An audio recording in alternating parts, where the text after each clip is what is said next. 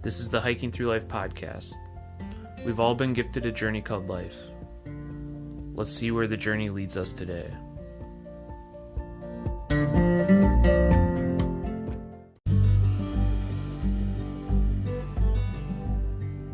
Welcome to the Hiking Through Life podcast, where we talk with people who in some way, shape, or form have been influenced by the outdoors.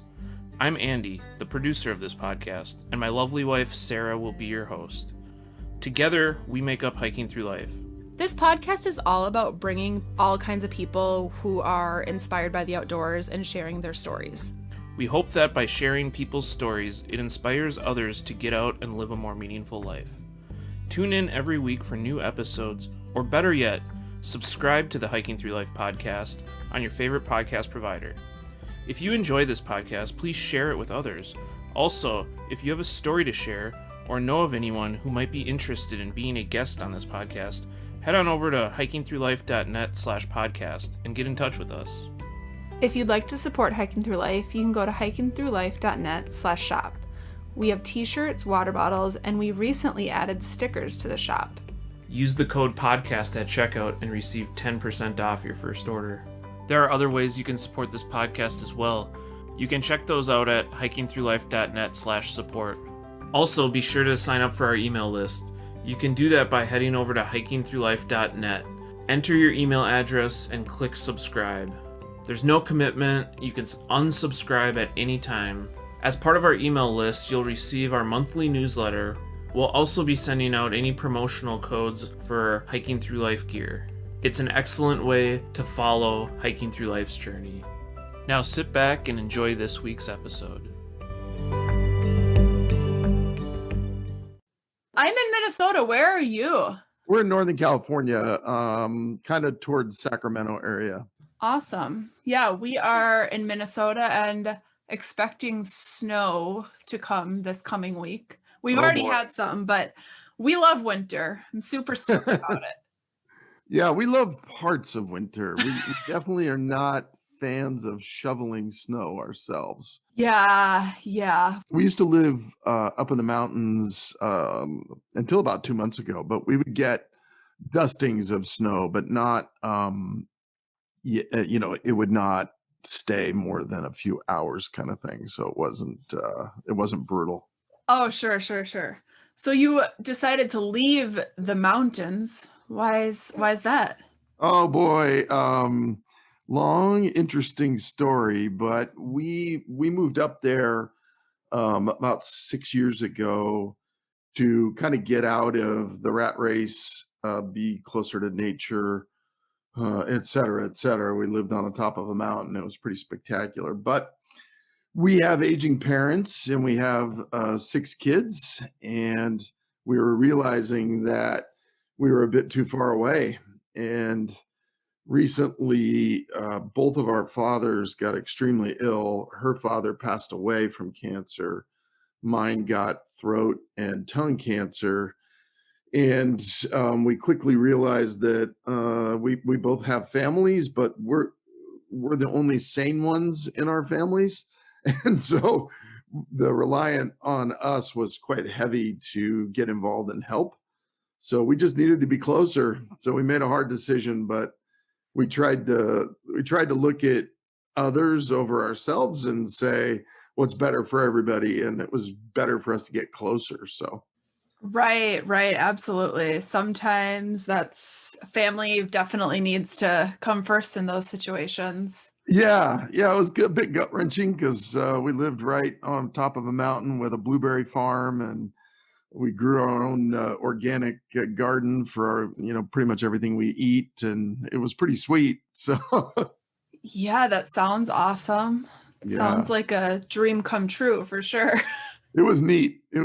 Yeah. I wrote a book called Signals, and 7 years ago, I got a really big signal, which was interesting in the sense that I went to the doctor, and Dr. Jeff, who I've been going to for 20 plus years, said, "Hey, your blood pressure's up." And he said, "Next time you come in, we're going to be putting you on meds if your pressure's not down."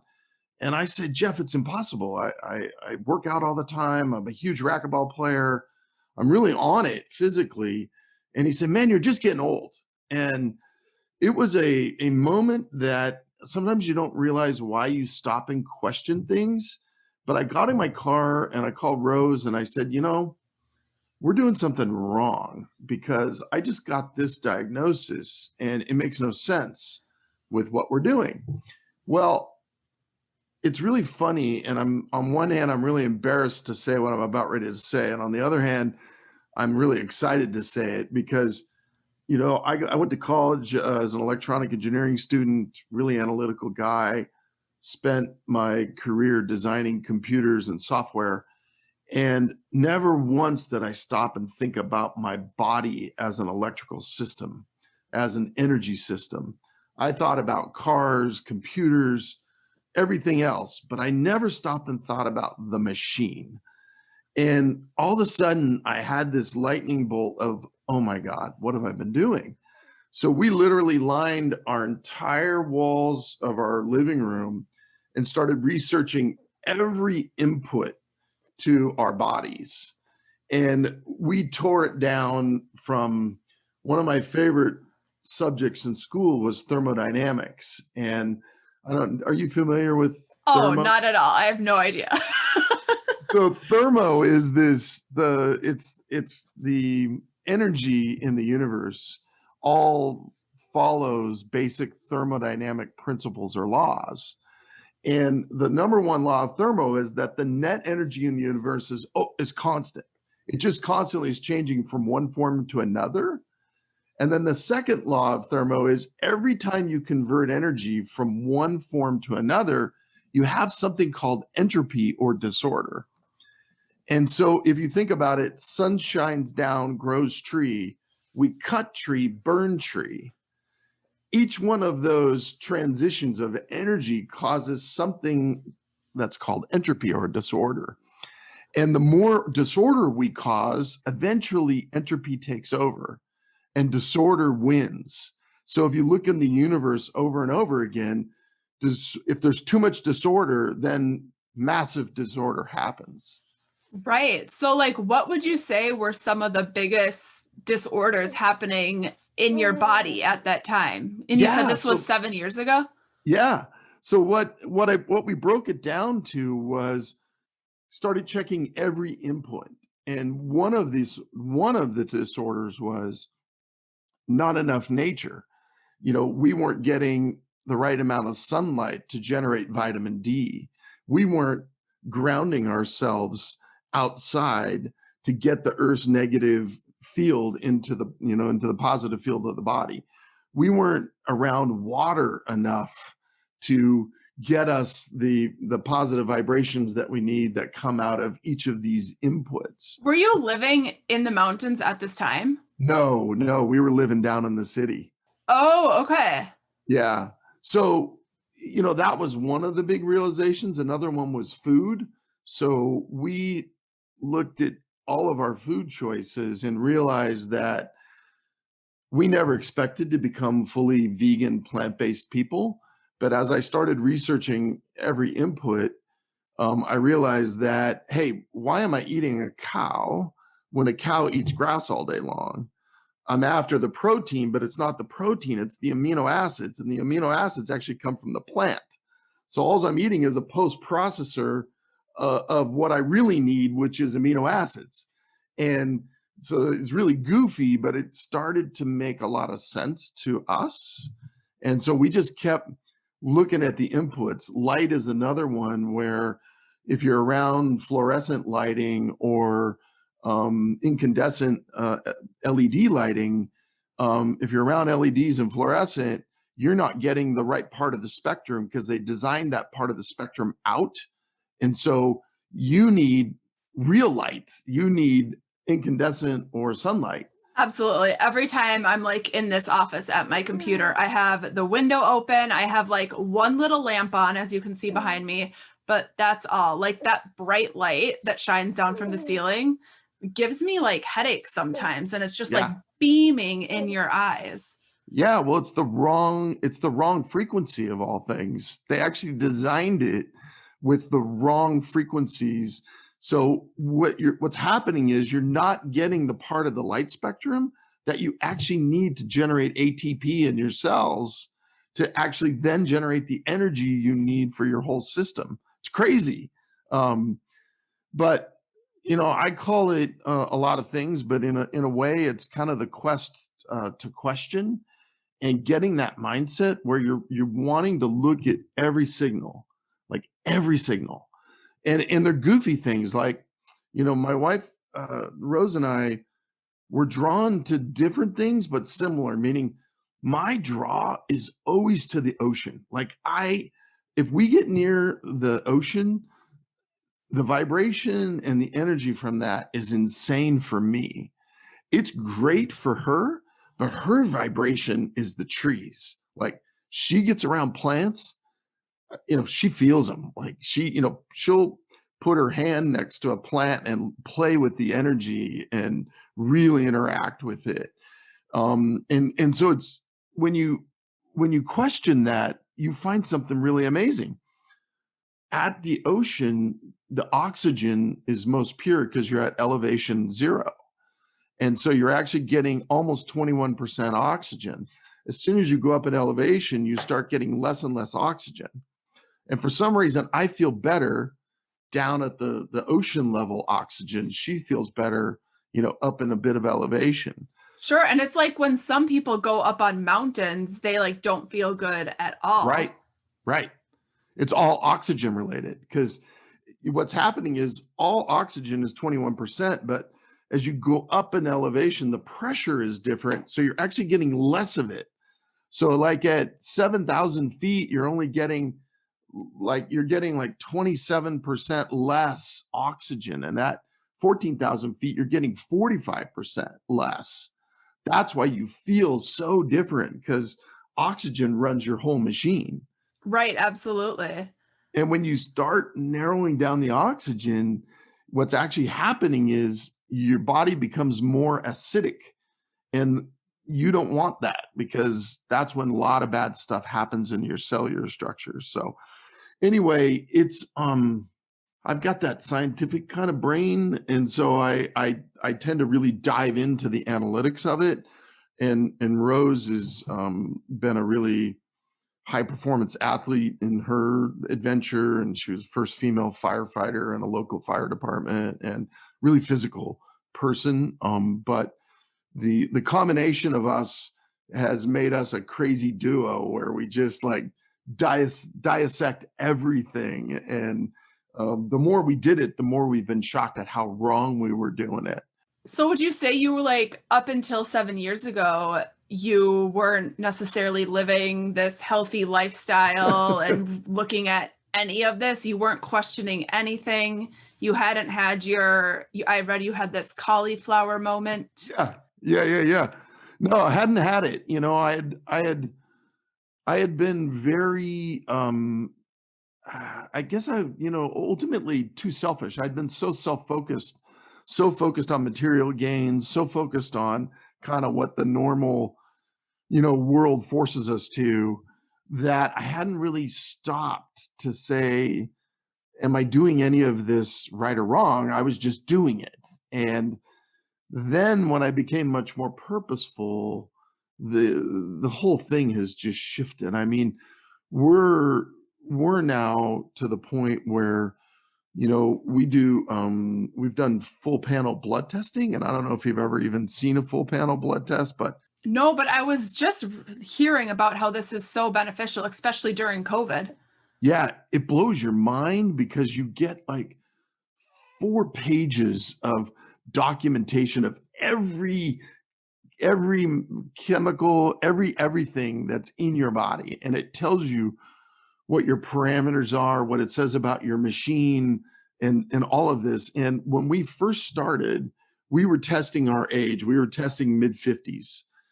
Now we test mid-20s. So we've shifted the entire dynamic of our mechanical machine. And, we feel amazing. I wake up every morning at 4 a.m. We have full energy all day long. We don't get sleepy. We're on it physically. We blow away everybody that we know, only because we've deeply questioned a lot of it. And a lot of it is nature. When you drive it all back, I don't know if you've ever heard of, oh God, I just lost his name. Oh yeah, Victor Schauberger. Have you ever heard of him? I haven't, no. Oh my God, you got to look him up. With your guys' nature background, Schauberger was in the late 1800s, like 1885, but he was a third generation nature outdoor forestry guy, but he was incredibly inquisitive. And so Schauberger invented all sorts of things because of just watching nature. So he was the guy that invented a lot of the logging flumes to move wood, because he watched the dynamics of water and he realized, oh my God, I can use this to transport stuff. But Schauberger really had a massive impact on me and the power and the intricacies of nature. He's done a lot on the way we condition water today. When you buy these purifying systems and stuff, a lot of it's based on Schauberger, because he realized if you if you spin water, that it actually purifies it. And so, but he did that by watching rivers and watching the vortexes in the stream. And you know how fish like hang out in vortex? Sure. The fish realized that there was way less energy to expend if they swam and where it vortexed. And Schauberger took that and said, oh my gosh, wait a minute, we can use these same principles to do all sorts of things. And so he's one of the most really interesting guys back in history. So right, and that sounds like very much aligned with what you're doing with signals and like questioning everything and really diving deep into it and analyzing basically like everything that surrounds you. So, I mean, have you used that? It sounds like from what I've read about you that you've really used that in your leadership abilities and to change the way other people think. Yeah. No, I use it in business. I use it in personal. I use it, everywhere. Even crazy examples like, again, something I'm not proud to say that I used to be, but I used to be a really, really not a good driver, like driving fast, going 80 miles an hour, trying to get where I was going faster, weaving in and out of traffic, pissing off people, I'm sure. And when we started down this path, I did a really interesting experiment. I drove the 35-minute commute to the office, doing it my 80-mile-an-hour way. And then I drove 15 days that way, and I drove 15 days going the speed limit, never changing lanes. You know what my maximum differential was? My maximum differential was 3 minutes. 3 minutes. And I'm like, I'm going through all of this stress, chaos. I can only imagine how like the blood pressure levels were different, how you felt emotionally and physically, like all of people's reactions. Like we have so much control over our reactions. And if you just take a step back to truly realize that you do have control of that, you can change so much about your life. But I think the problem is so many people don't take that time to step back and realize we have control and we can question everything we're doing. Yeah, well, for some reason we get more caught up in the, whatever you want to call it, but that social media mindset where you're looking at what other people are doing and comparing and trying to follow them, instead of saying, no, I need to question and like follow the natural laws versus what I'm seeing others doing. And I think it's a really important distinction for all of us, because the more we've questioned and looked at the natural laws, the more we've been shocked at what's really there for us to learn. And even to the extent, if you saw the library we have in our house, we have, I don't even know, my Rose is constantly getting mad at me because we go to garage sales and thrift stores looking for old books. And I've got hundreds and hundreds of books of just really cool and interesting old, all the way back to the 1600s, all the way back to the Roman Empire, really amazing when you look at the patterns and you look at what was being said by Hippocrates, or you look at even further back, and it's amazing. They were on it. They knew back then it was nature, but we somehow have lost a lot of that. Right, right. I mean, so many years ago, I was talking in another podcast with someone about this, about how like so many years ago, people were connected to nature. Nature and the earth was all people had. They didn't have all of the materialism around them. Right. And at this point in our lives, people are so caught up in that. So, I mean, I know like for us, going out on a path in nature and just hiking for even 15 minutes when I'm like staring at a screen all day or something, like 15 minutes can do so much good for your mind. Yeah, it really can. We go out often. You know, we're outside every day. We it's funny, but we took up a new sport because we both had done a lot of stuff physically separate. So I was a big time racquetball player. Rose was a triathlete, and other And was things. that pre this whole healthy? Yeah. Okay. Yeah. And then we decided to say, let's re-architect things. We love doing stuff together. And, the world kind of preaches this do stuff separate thing, like men need to have their man cave and women need to have their women's groups and all this kind of stuff. And we were like, actually we like being together. Let's do more together. Let's forget all this separate junk. And so we took up tennis, of all things, because we saw a lot of people being able to play tennis into their 80s and into their 90s in many cases. And so we go out 3 or 4 times a week and play tennis, and then we go hiking around a local lake a few times a week. And we take it as a big journey. We look for bugs, we touch leaves, we hug trees, we do all sorts of crazy stuff, but we go experience it and really have fun with it. Right, right. And I'm sure you come back after those hikes and just feel like so rejuvenated and so refreshed and just like a new mindset. Oh, 100%. And some of it's from the nature. We had an experience 2 weeks ago that blew us away. We were walking, and out of nowhere, we see a kid that had gone to high school with one of the sons. And this kid was, he was a 6'3", got a scholarship to Stanford as a quarterback, and then he blew it all. He got deeply lost in drugs and the whole works, right? And we hadn't seen this kid. And he was with a severely autistic guy. And, Rose was like, is that Brandon? And so then we went over, and it was shocking. Brandon aura, he's found his path. And so he was like, this is my life. I have 2 special needs that I work with, and I'm getting my credentials, and I'm going to be a special needs teacher. He's turned into the gentlest, kindest, wonderful human. We spent an hour with him and his special needs friend, Jake, and we haven't stopped talking about it. 2 weeks later, Rose and I are like, that was the most coolest experience. Jake held Rose's hand for an hour while we walked around the lake. We wound up more impacted by that random, thing. So it's weird what happens to you when you get out. You never know what's going to happen.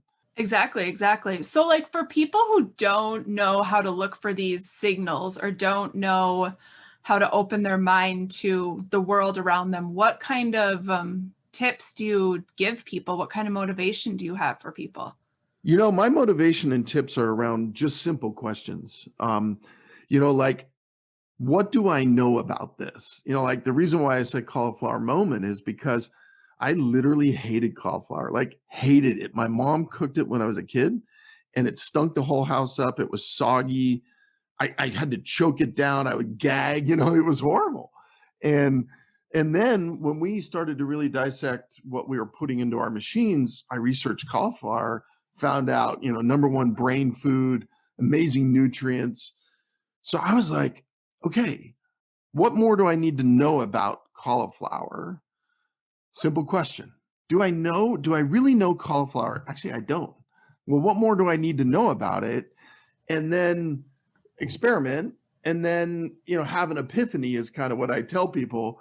I tell it the IEEE, but take in more information and then, experiment, epiphany, you go down this path. But it's really simple questions, because like, think about something in your life where you just assume something like lighting. You go, well, God, this lighting in this office kind of gives me a headache. But you never stop and say, I wonder if that light's good for me. And then you go, well, oh, it's an LED. Let me research LED. And then you research LED and you go, LEDs are bad for me. And then you go, wait a minute, they designed it without the spectrum that I need to power my ATP? What were these people thinking? And then it leads you down this really amazing path. Right. And I mean, I think so many of us just kind of stay stagnant in our life and in what we're doing. So to have this mindset is a really powerful thing, and it can really open up so many opportunities to life. And I mean, especially in entrepreneurship, like you've experienced. And how has this affected, you said you had 6 kids. Yeah. So, I mean, yeah, because you said this changed 7 years ago. So like up until then, were you guys just kind of, were your kids just kind of eating whatever they wanted? When you guys changed this, were you like making all of your kids do this? The journey has been an interesting one, because as we started to wake up, our natural desire was, to tell everybody about it.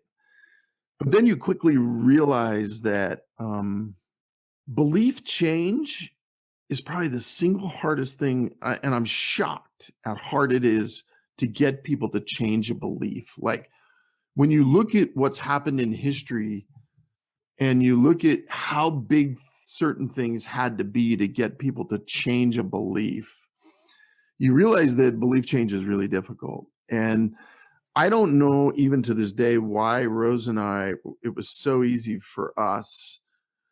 Something happened in there, and we both kind of marvel at it, that, I was a lifelong carnivore. I was the biggest, most proudest guy of the tri-tip I used to cook and the way we used to prepare our meals. And but I literally overnight, once I dove in and questioned it, we cold turkeyed. The first thing we cut out was gluten, glyphosate, and sugar. We cold turkeyed those, and we've never ever cheated. We've never gone back. It was just instant. And so we tried to get people to see that, but getting belief change, kids, family, friends, whoever, not easy. What we found has been the most powerful is people watching us and seeing us over a period of time is changing people. Like our parents, they see us and they go, what happened to you guys? Your skin is 10 to 15 years younger. You guys have energy like people we've never seen before. You guys are out playing 3 hours of tennis, super physical. And most people don't do that. And you guys go hiking and you blast up one of the toughest hikes in Yosemite and you power it in a couple of hours, and you're lapping everybody on the mountain. We've noticed that that's been the biggest impact to change, is people just watching us. And now everybody's kind of, our parents are changing, kids are changing, friends are changing. It's really interesting. Yeah, and that's so powerful, because you guys said you're entering your mid 50s. Late, I'm 58. Okay, so I mean, the fact that you changed this when you were about 50 is proof that anyone can take that and take control of their lifestyle. Yeah, absolutely. And in business and in life, what I really kind of always sum it up as, we don't do a good job of setting our problem statement. Meaning, if your problem, like when we started on this journey, we set a problem statement that said, I want to live to 110, full health, full brain function, full vitality. With that problem statement, you then start working backwards and say, what do I need to do to make that problem statement, come true? And what you find in life is people set really crappy problem statements. Like, the problem statement might be, I know I'm going to die at 80. And so I just want to live the way I want to live. I don't care. Okay, then you're going to make all sorts of choices and you're going to, eat, think, do whatever you want to do. But your problem statement's defining your actions. So I really try to help people define a better problem statement. Like I don't want to get sleepy at 2 p.m. anymore. Okay. Let's, now start to question what could cause that. What did you eat in the morning? What did you eat at lunch?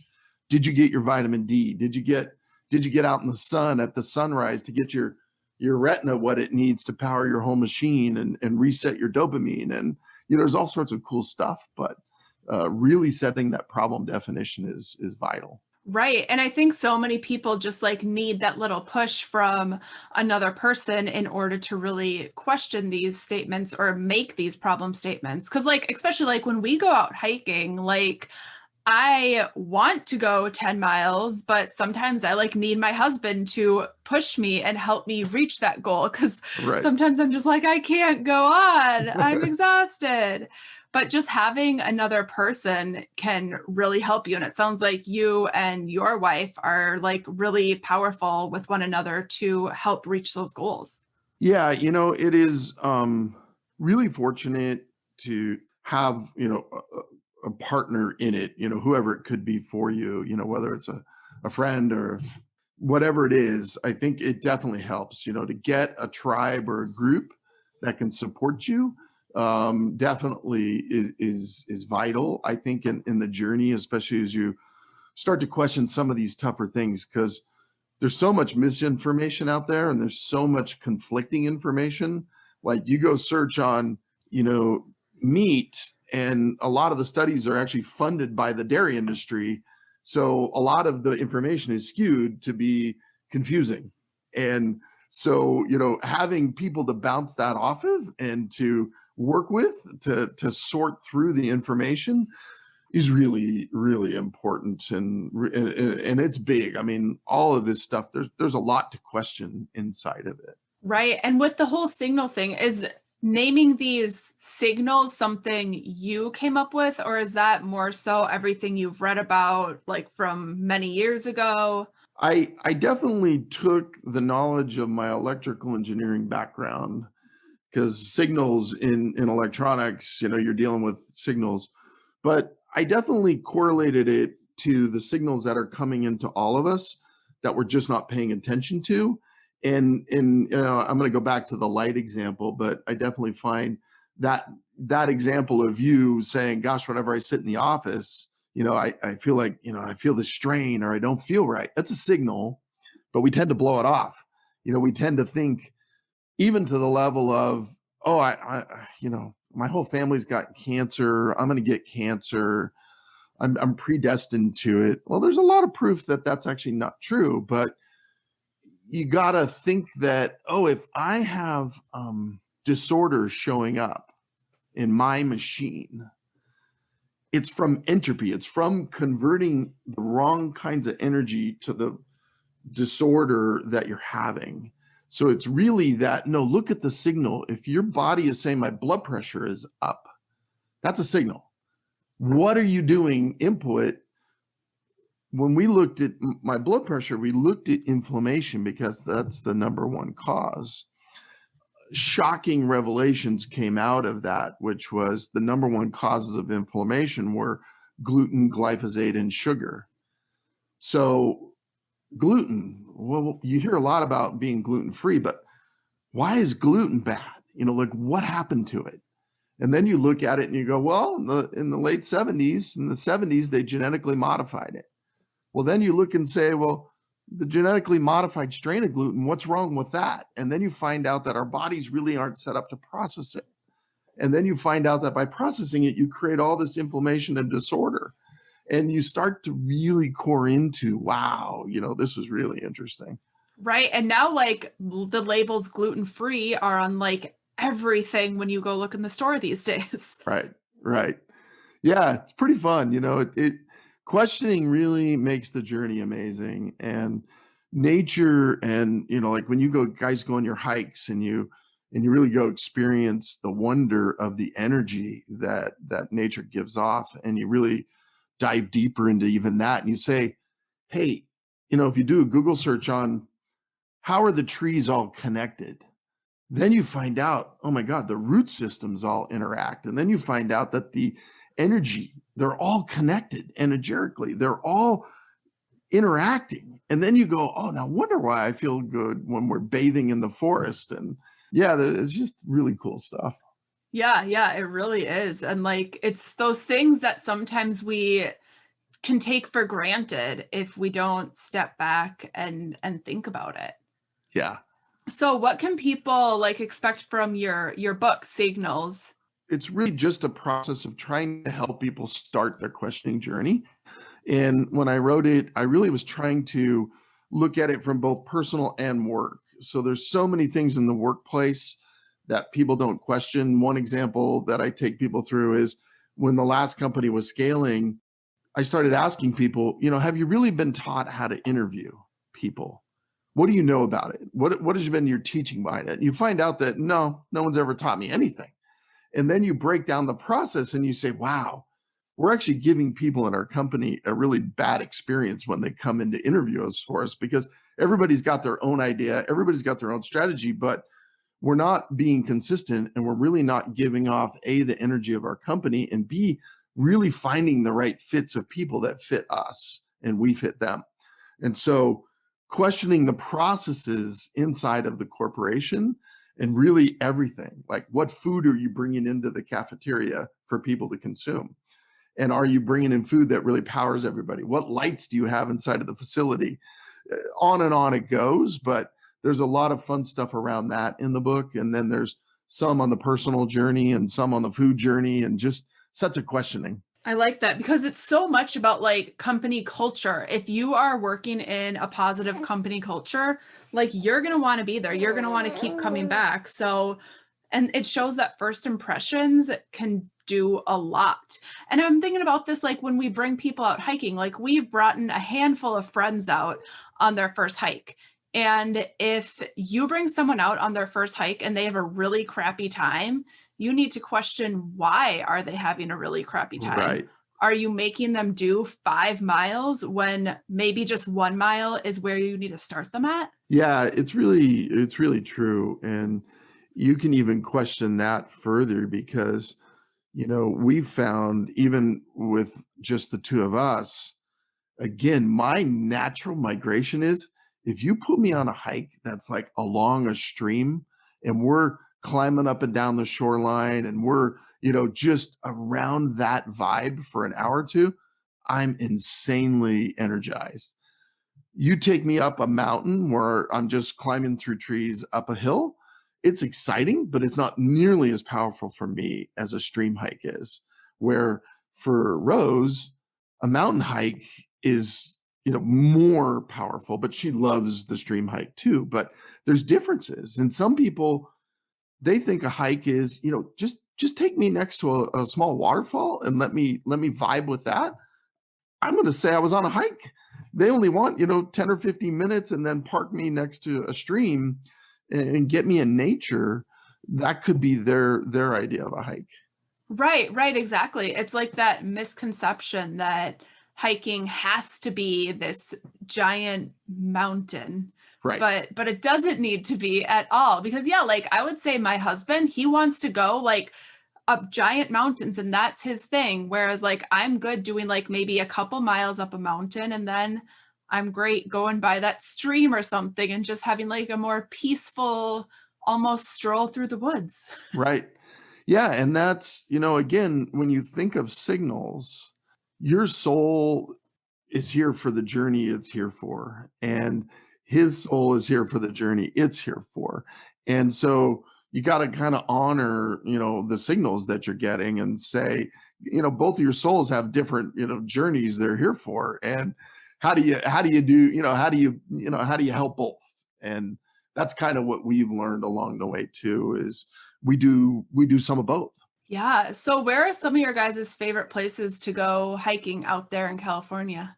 Oh man, there is a place up Highway 4, and there's a series of hikes, but there's one really special place. It's called Alpine Lake, And if you look Alpine Lake up on the internet, you'll see this idyllic, amazing mountain lake. It's at about 7,000 feet of elevation, but you can hike around the whole lake. It's spectacular. We've gone in July, and on the backside of the lake, we were in 4 foot of snow still. And on the front side of the lake, we were in shorts and sunny attire. But it's got a really varied, landscape around it, but there's something about Alpine Lake that is just magic. Oh, that's awesome. And do you guys like try to go out on a hike almost every weekend? Are you backpackers at all or just day hikers? We're pretty much day hikes. I think we go out multiple times a week in various, hiking. There's a local lake that we can walk around, and it's got woods on one side, and then it's got more open on the other side, and it's right alongside of a pretty big river. So we actually do that one during the week, and then on weekends we tend to do a bigger experience. Yeah. And weaving it in during the week, I think, is so beneficial too, because like I've gotten just so caught up in the rat race of the work week, but just going out for a hike in the middle of the week can do so much for you. It's amazing. Oh yeah, it does. There's like both of us, we get a little bit of resistance of, I'm kind of, and then we go, and then you come back and you're like, oh my God, how did we even think that we didn't want to do that? So I know. It's amazing. But until you can like push yourself to get in that mindset, you're just stuck in the grind. yeah. Yeah, we just there's another place we're heading in a couple weeks that's over on the coast. And from I don't know how much you've been in Northern California or if you've been, but from San Francisco, Marin, all the way north to a place called Fort Bragg, the coastline along there is rugged but beautiful. And there's beaches and tremendous hikes. And Is it something like you would compare to Big Sur? yes, very, very similar. There's called the Mirror Woods in Marin that's on the coastal side. And there's just massive trees and beautiful hikes. Yeah, I think you mentioned you were there in the email that you sent me this weekend too. You said that you were hiking there. Yeah, in a couple of weeks, we're going to spend a couple of days over on the coast. And a lot of our time is going to be hiking and then beach walks. So it's, we tend to weave the two in. Right. Are you guys campers at all? We have, but at this stage, we haven't been doing much camping. We have a boat that we, can sleep on, and we kind of take that and use that as our sleeping. But we haven't been doing much camping. You sleep on this boat. So is it like it's not a yacht? No, it's a smaller one. It just has has like a front cuddy cabin. One form or another, we're in nature a lot, between water and mountains, and you'll with us, it's that realization that we kind of need both. Right, for sure. Do any of your 6 kids ever go with you guys on these adventures? Oh yeah, no, they all have their various parts of it that they like. But they're also, younger and super busy in their lives. So it's a little bit of their time is pretty frantic. So they're in the phase we kind of remember, but we're kind of prioritizing more peaceful pursuits. Right, for sure. They're probably more like my age. Yes, yeah, exactly. They're in their 30s, 20s, Yeah. 30s. Yeah, they're all in their 20s and pursuing careers and doing all those kinds of things. So, we wished we would have, figured this out a lot sooner in life, but, is what it is. Right. Now you have the rest of your life, and people are telling you that you look like you're 20 or 30. So Right. Yeah, no, it's that part of it's fun. That part of it's been a great pursuit. Yeah. I had someone on the podcast way earlier this year. I don't know if you've heard of her, Pilar Gerasimo. She wrote the book, The Healthy Deviant. The name does sound familiar. I didn't listen to that one on your podcast, but I will go back. Yeah, I think you would really align with a lot of what she says. And she just, to be a healthy deviant, you have to be someone who kind of questions the norms of our society. And the norms is eating unhealthy, and the norms is just being stuck in the rat race. But you can deviate from the norm of everyday living.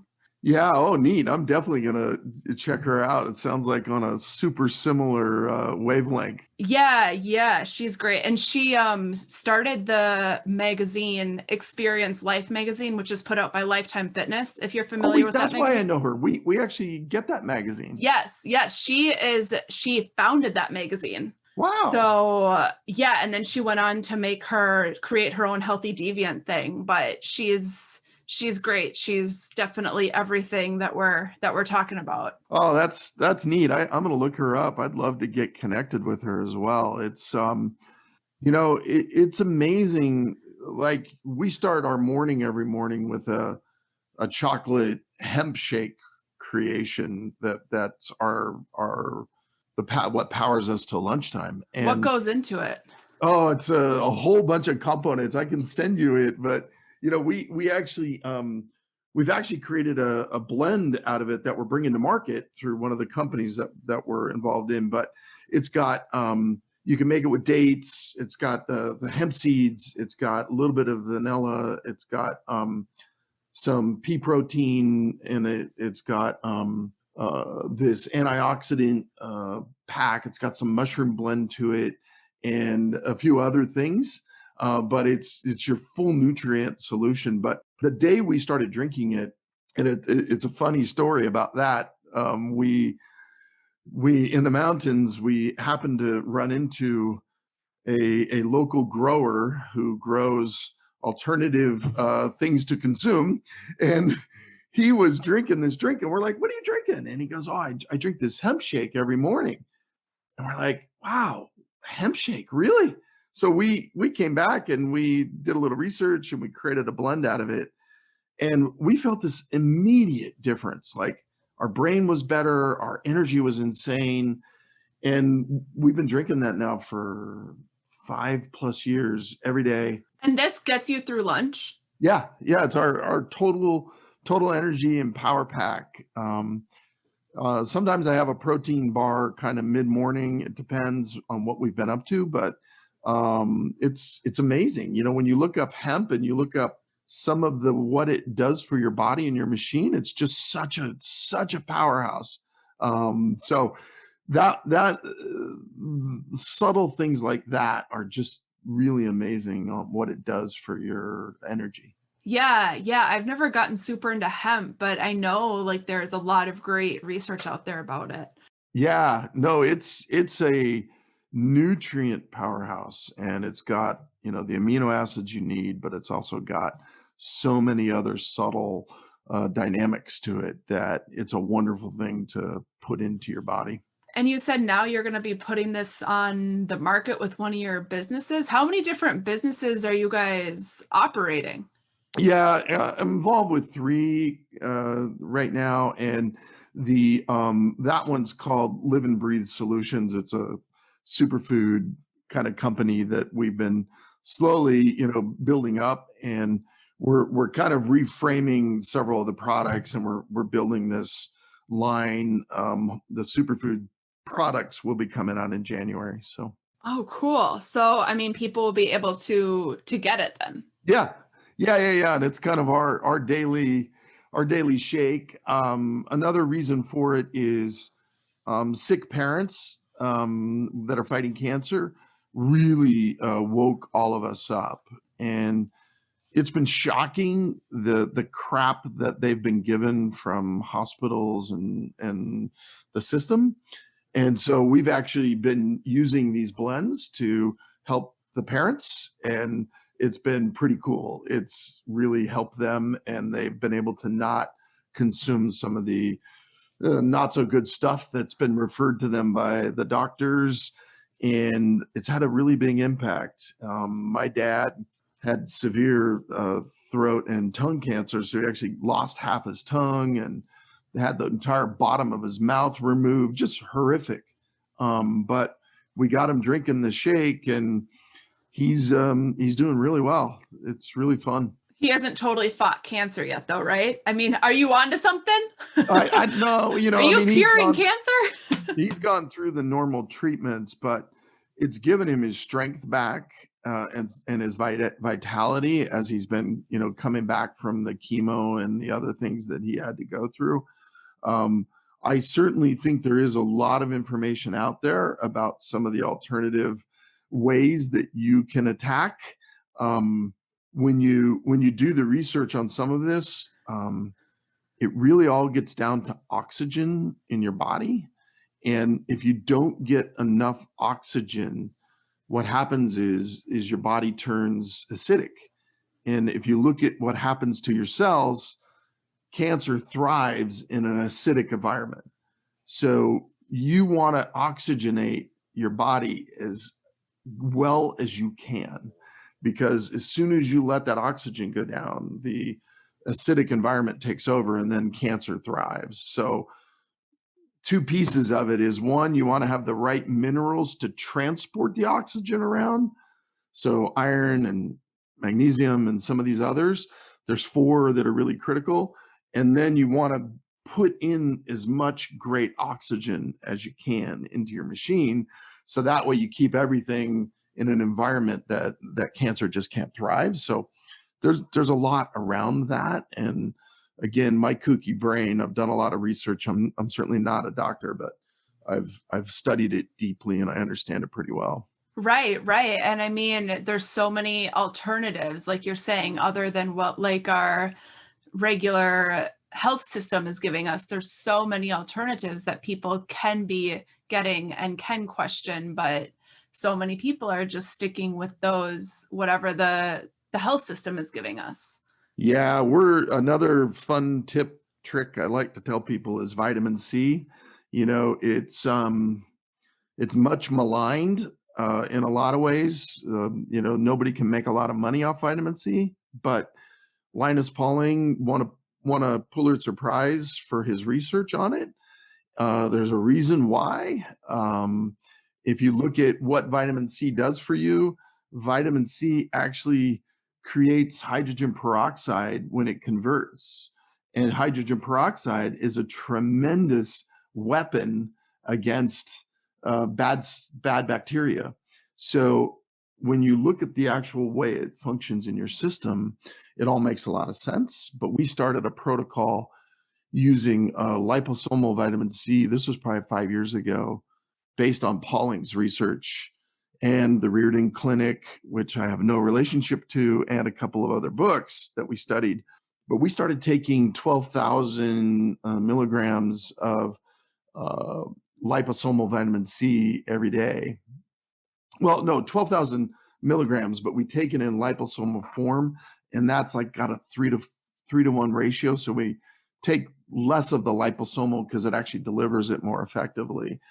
But what's blown us away is Rose is a kindergarten teacher, and oh, that's awesome. I'm a teacher too. We used to get sick every 3 months. Like, you know, the pollution that runs through 30 little 5-year-olds is high. Lots of green noses, lots of all sorts of junk. So we were getting sick all of the time. And we started doing liposomal C, and we haven't been sick ever. And there's protocols with Pauling where it's take your 12,000, but if you're going to be in a high environment where you're going to be exposed to a lot, take more. So like if we're going to go on a train or a plane, we take 20,000 before we go on the plane, because you know your good and bad cell thing is going to be severely impacted. There's a lot of data around it if you dig, but it's had a huge impact on our well-being. Man, I should look into that, because so I'm on my maternity leave right now. We had a baby. He's 2 months old, but I'm going to be going back into the classroom starting in January. So I should look into that stuff to really help me, because I worry about going back into a classroom with the world and the COVID stuff that we're living in right now. Yeah, you want to be, I'm happy I can shoot you some info on it. No problem. There's a lot around seed that you got to be really careful with, because a lot of it is off of genetically modified crops or all sorts of stuff. But there's a couple of people that produce some really high quality seed liposomally made, and it's really what you want to go after. Right. Yeah. Because there are so many of those just like mass produced vitamins and whatnot out there. And yeah, got to be real careful. I can drop you an email with that. Yeah, that'd be awesome. But yeah, and then just going back to the whole like medical field and stuff, this also got me thinking about, I watched a documentary the other night about formula, baby formula, and how is just such a money maker, and how so many people give up on breastfeeding and just go to formula, and just like all of the research behind it, and how that company, just like the pharmaceutical companies and doctors, are just like, they're very into the money and the masses. Yeah, there is. That's a huge one, and it's really important. It's awesome that you're questioning it. Right. And now they're saying, I don't know if you've seen the research, but breast milk has some antibodies that's fighting COVID. Yeah. Well, when you look at that and you go, there's a reason why breast milk was designed to nurture these human bodies that we create. And it makes a lot of sense that there's a lot of stuff that we just don't understand about it. And on the flip side, it also makes a lot of sense, like the very last thing that I gave up food-wise was cheese. Oh, that'd be hard. The biggest cheeseaholic you've ever imagined. I would go through a big block of Gouda every week and just loved it, but deeply questioned it. And you find out that cheese has casomorphine in it. Well, what's morphine, right? It's triggering sensors in your brain that make you addicted to it. That's why it's so hard for us to give it up. I think that's what goes in potato chips too. Yeah. And then even worse, when you think of what it's made from the milk of a baby cow. Well, the milk of a baby cow is created to do what? It's created to raise a 1,000-pound animal. It's created to raise a massive cow. It's got stuff in it that we don't need as humans. It's got stuff that we're not supposed to have. And if you think about who actually came up with this idea to crawl under a cow and steal the milk from that's meant to raise this multi-1,000-pound animal, what are we doing? It's like really interesting, but there's stuff in that we don't need and we shouldn't be consuming. And so just like there's stuff in breast milk that your baby absolutely needs. Right, absolutely. But yeah, I mean, it's crazy when you start to think about all this stuff and what we're putting into our bodies. Yeah, I didn't mean to ruin cheese for you either. It's not right. It's a choice everybody gets to make. I call it choiceability. It's a beautiful thing about being a human is we all have choiceability on what we choose to do or not do. So yeah, I had some vegans on this podcast a while back. They're called Veggie Vagabonds, but they tried vegan cheese one time after they gave up regular cheese, and vegan cheese did not cut it for them. Yeah, they've made some headway there. We just recently had some that was really good. And it's getting, it's getting closer. But the weird thing that we noticed in all of this transition was we've lost our cravings for almost all of it. Once you break that habit, it was like sugar, about 6 weeks. All of a sudden, I started experiencing broccoli in a way that I never imagined broccoli would taste. And I was like looking at Rose, I'm like, does this taste different to you? And she was like, what do you mean? I'm like, I don't know. It tastes way better than it used to. And we started to realize that the sugar had so masked a lot of our sensors in our tongue and in the way our body experienced food that all of a sudden we started tasting things so much different. And so now we really taste things and really enjoy different things than we used to, but it was pretty fun. So what would you say is like your treat that you guys kind of treat yourself to? Is there something like, I mean, to replace ice cream or a chocolate bar? Yeah, we have healthier versions. We have really healthy chocolate. Actually, one of the companies we're in, that's one of the things we bring to market is some healthy chocolate. We treat our things we make an insane vegan cheesecake that's out of cashews that you would never know is not the real thing.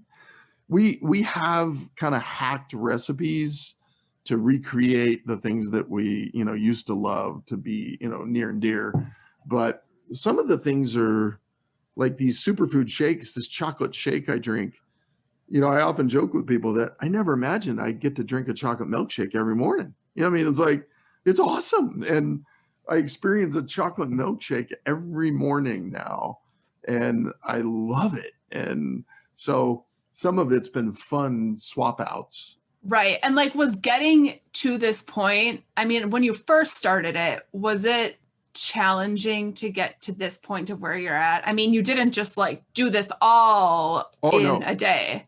This was a multi-year journey. Yeah. The funnest part was we had two big things happen. One is we gave up gluten, glyphosate, and sugar. In 6 weeks, I lost 30 pounds and my blood pressure dropped 40 points aside. And we were both like, what the heck was that? What just happened? How is that even possible? I wasn't fat, but I had a layer. I had a layer. And so that was a big like signal of, wait a minute, there's way more going on here than we even realized. Then we went and we kept going. We kept questioning inputs and we kept swapping things out. And then I can't remember exactly, but maybe at about a year, we did a second blood test and we both tested, our internal age tested to be 28. And we were like, how did that happen? We were testing mid 50s. Now we're testing mid 20s. This is crazy. And so we had some things that propelled us to push us. Then our energy started being insane.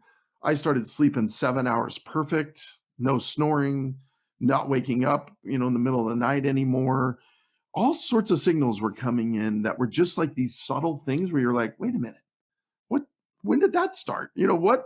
What's going on here? And then we hadn't seen, I think it was Rose's mom in a while. And we went over there and, she's coming up, touching our faces going, what have you guys done? Your skin is different. You look 10 years younger.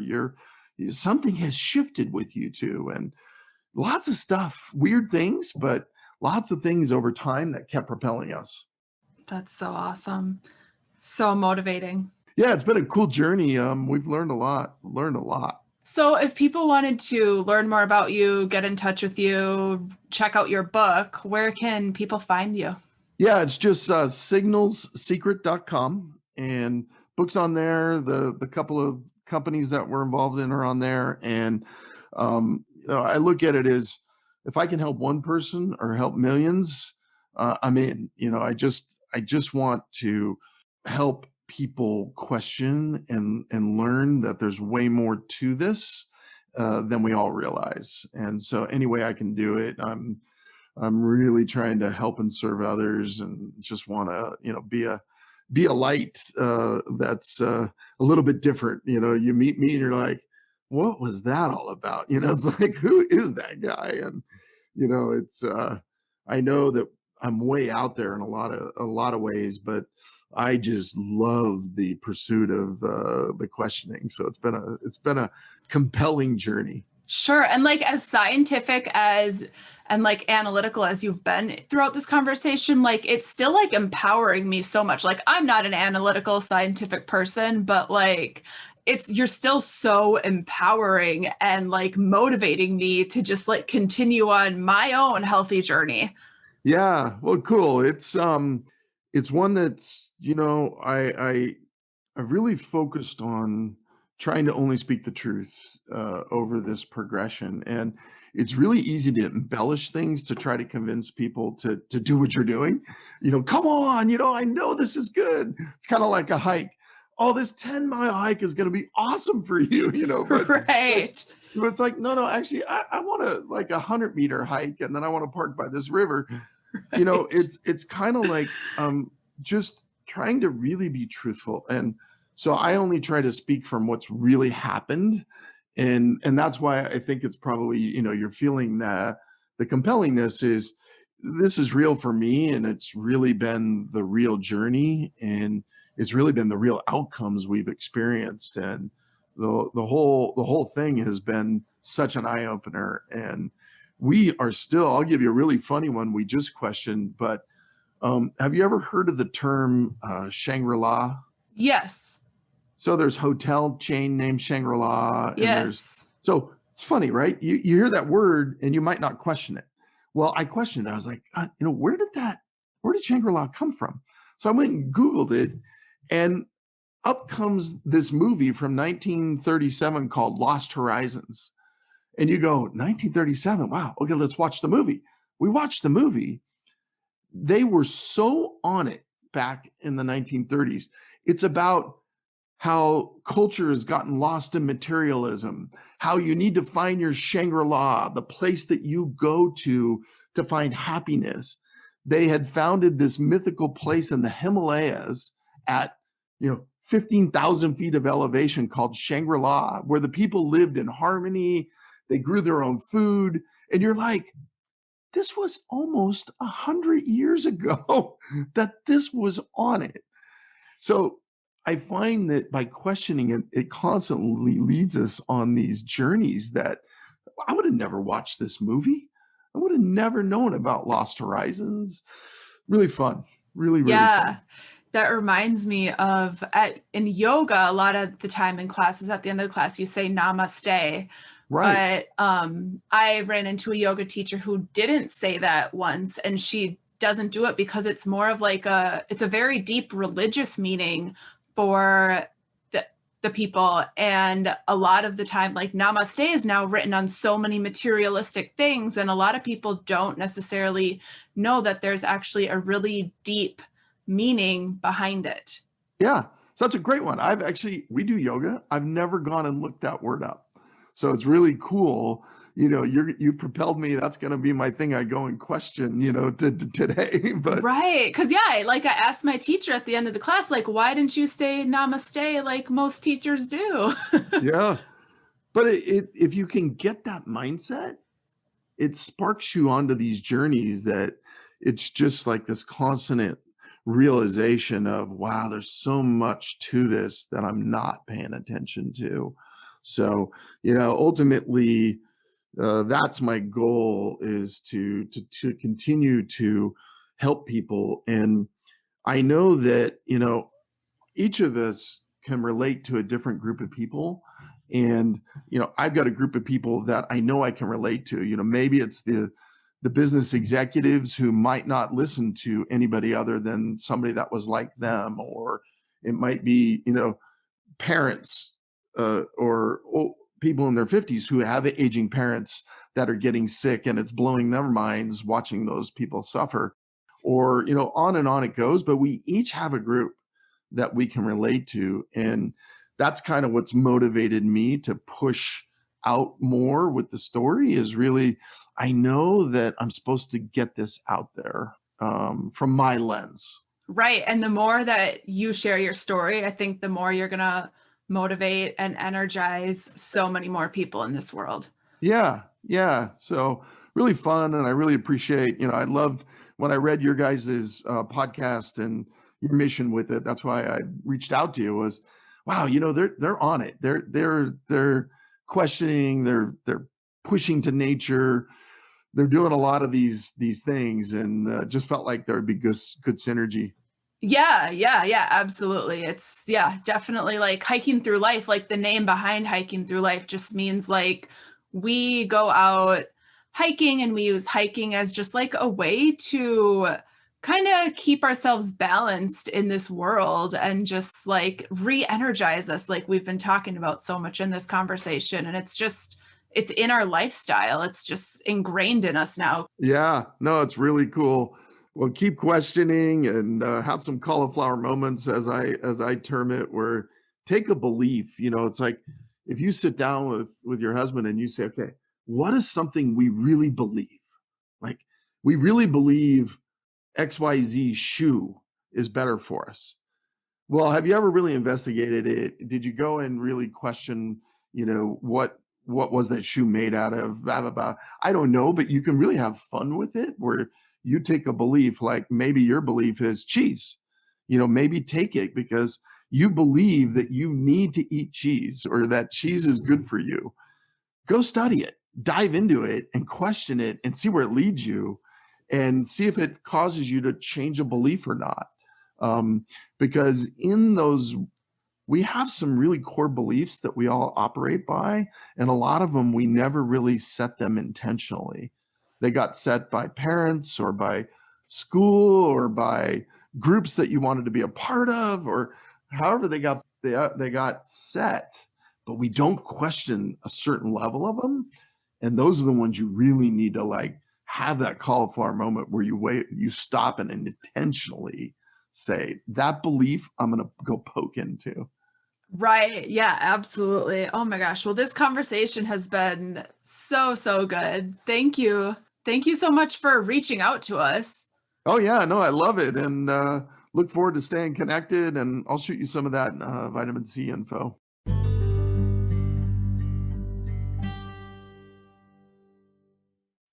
We've loved doing this podcasting journey. We love bringing awesome guests on.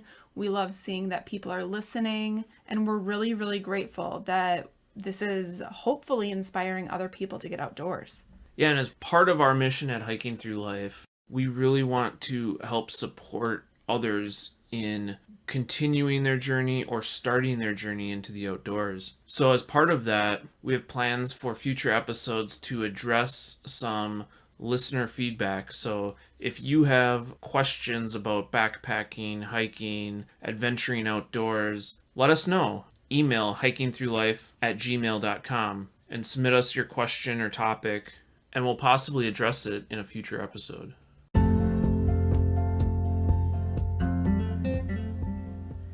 You've been listening to the Hiking Through Life podcast. Peace, love, and hike through life.